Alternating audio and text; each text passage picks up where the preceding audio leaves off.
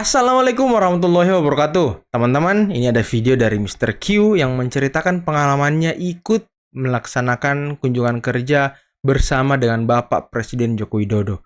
Dan beliau menceritakan fakta yang sangat mencengangkan bagi orang-orang yang mungkin membenci Bapak Presiden Joko Widodo. Dan fakta yang mengerikan bagi orang-orang yang selama ini mencaci maki Bapak Presiden Joko Widodo.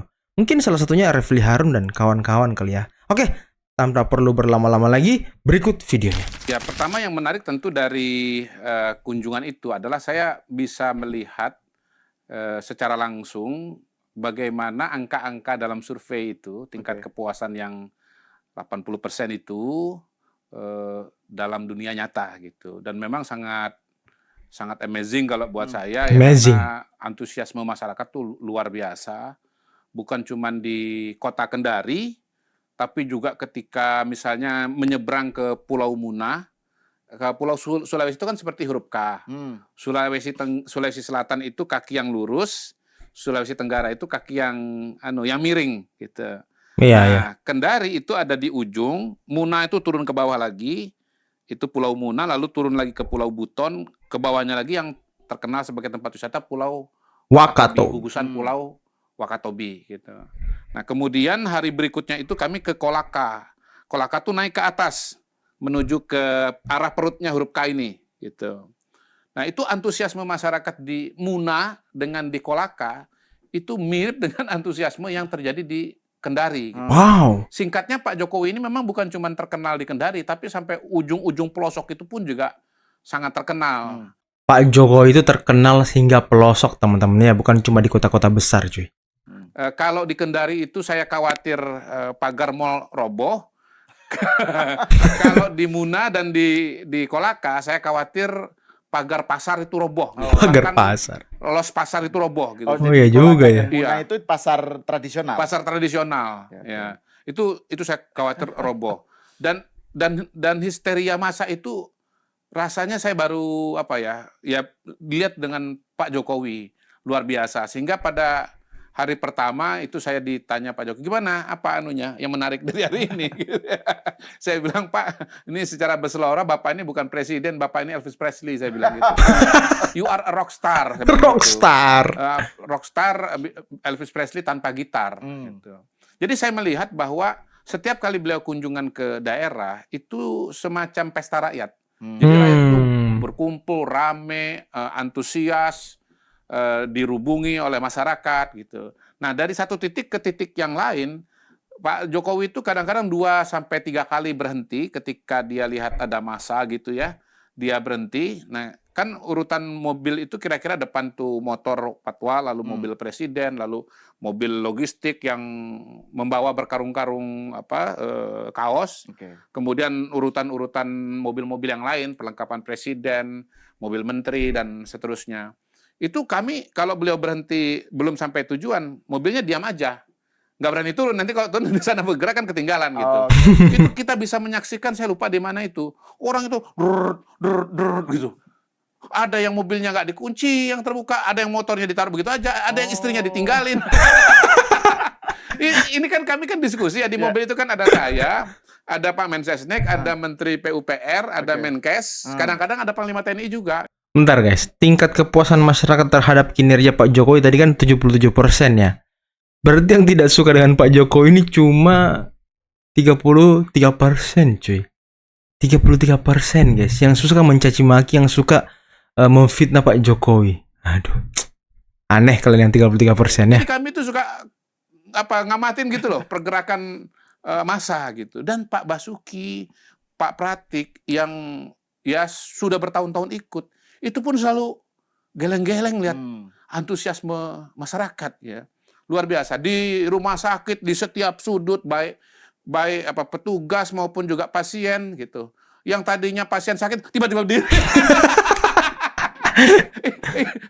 saking antusiasnya. Itu jangan pasiennya juga diabaikan oleh perawat. Perawatnya juga, dokternya juga. Enggak ya. Tapi maksudnya gini, orang lagi duduk pun juga, kok berdiri semua gitu. Jadi mereka tuh pengen menjangkau Pak Jokowi. Karena itu momen langka kan. Histeris sekali. Jadi ya saya melihat orang histeris seperti itu Saya cuman ingat kalau nonton filmnya Elvis Presley, kalau pernah nonton film tentang Elvis, ya, ya. ya, Yang beberapa tahun lalu kan ada itu ada kan filmnya, dan pemerannya kan juga menang, dapat apresiasi, Ya. nominasi Oscar kalau tidak Hmm. salah. Kemudian juga barangkali kalau bahasa kekinian yang lebih up to date ya, New Kids on the Block lah. Lu kalau tahun 90-an Iya, kan iya, iya, New iya. Kids on the Block kan populer banget gitu.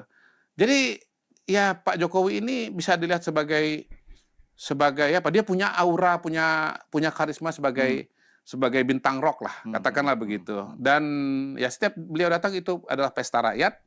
Di situ adalah momentum masyarakat itu berkumpul. Gitu. Jadi ya luar biasa ya. Saya tiap beberapa kali kunjungan tuh selalu lihat geleng-geleng gitu, lihat antusias masyarakat. Geleng-geleng. Tapi memang Pak Jokowi selain punya daya tarik yang kuat di masyarakat, dianya juga memang satu frekuensi banget ya dengan rakyat. Dia duduk, dia bertanya harga pisang, dia beli pisang, dia makan pisang di tempat. Itu orang histeris sekali. Gitu ya. Dia nanya harga cabai, dia cocokkan dengan data-data yang ada. Dia ketemu dengan masyarakat di rumah. Catat guys ya, Pak Jokowi adalah presiden yang sefrekuensi dengan rakyat. Jadi wajar kepuasan rakyat kepada presiden itu sangat luar biasa, teman-teman. Pasien-pasien, dokter, dia cek perlengkapan peralatan. Jadi begini, Menteri Kesehatan ini sekarang itu dia membuat kebijakan agar rumah sakit di daerah punya peralatan-peralatan standar, terutama untuk penyakit-penyakit yang prevalensinya itu paling tinggi. Dan daerah ini maksudnya puskesmas ya berarti ya? RSUD ya. RSUD, prevalensi yang penyakit yang berbahaya ya, misalnya kayak jantung, stroke itu tinggi. Jadi CT scan, mamografi dan yang itu dicek oleh Pak Jokowi. Dan Pak Jokowi bukan cuma ngelihat alatnya, tapi juga bertanya, ada nggak yang mengoperasikannya? Gitu. Nah, pada titik itu kita nyambung dengan kebijakan terakhir dari Kementerian Kesehatan bahwa untuk spesialisasi itu dibuat model baru ya. Kalau selama ini kan di Fakultas Kedokteran, sekarang bisa dilakukan di rumah sakit. Istilahnya apa? In hospital kalau nggak salah ya. Nah, kalau ini betul-betul terobosan. Kenapa? Kalau dulu itu dokter umum kalau ambil spesialis itu nggak boleh kerja loh, Mas. 5 tahun loh, bayangkan. Nah, kalau dia nggak boleh kerja, dia dapat makan dari mana? Jadi kalau nggak punya tabungan atau dukungan dari keluarga, sebetulnya dokter umum itu nggak bisa ngambil spesialis. Iya sih. Gitu. Yang kedua, biayanya mahal. Ya. Nah, hanya orang-orang kaya yang bisa, spesialis teman-teman. di rumah sakit itu tetap dapat gaji dan ya biayanya boleh dibilang itu di cover oleh rumah sakit. Nah, kelebihan yang lain adalah bahwa dengan metode seperti ini ada percepatan untuk penyediaan dokter spesialis. Karena jumlah rumah sakit di Kemenkes jauh lebih banyak dibandingkan dengan fakultas kedokteran yang ada di Indonesia gitu. Nah, itu gunanya apa? Untuk mengisi rumah sakit yang pelosok di seluruh Indonesia dan di daerah. Nah, kelebihannya juga kan apa tuh? Kelebihannya juga bahwa karena kemungkinan besar mereka yang spesialis di rumah sakit ini adalah orang-orang yang tinggalnya atau domisilinya nggak jauh dari situ gitu loh. Yeah. Jadi nggak ada istilah mereka itu harus pulang kampung ya, karena memang itu kampungnya mereka kok. Gitu. Yeah. Jadi antara rumah sakitnya, peralatannya dengan dokternya itu harus satu kesatuan, satu paket. Nah, itulah kalau istilahnya Pak Mensesnek, itulah yang namanya sinergi kalau buat Pak Jokowi.